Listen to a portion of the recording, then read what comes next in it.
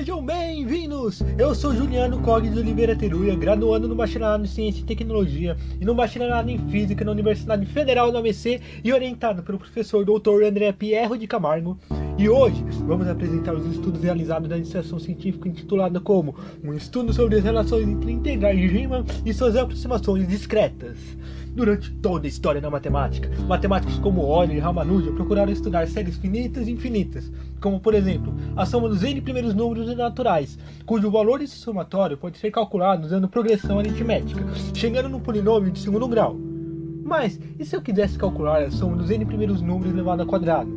Ou então, de maneira geral, calcular a soma dos n primeiros números elevado a y? Isso foi estudado pelo matemático Johann Faulhaber e por Jacob Bernoulli, onde ambos deduziram a hoje conhecida fórmula de Faulhaber, que nos dá o somatório em função de n, k e o coeficiente bj. Nós deduzimos essa expressão de maneira tradicional, aquela feita por Faulhaber e Bernoulli, e desenvolvemos um método próprio para sua dedução.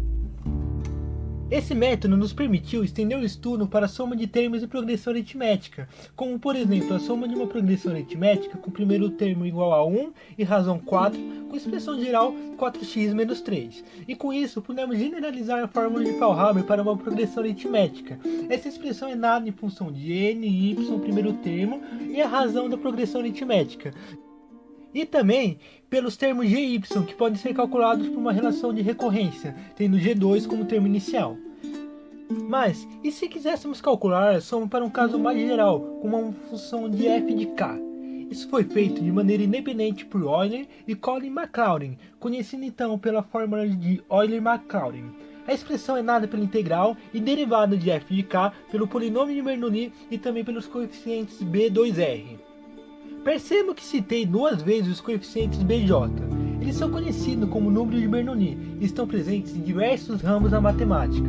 Esses coeficientes podem ser determinados de duas maneiras, através de uma relação de recorrência, tendo que b0 é igual a 1. Euler acabou descobrindo esses números ao estudar a expansão em série da função t dividida pelo exponencial de t menos 1.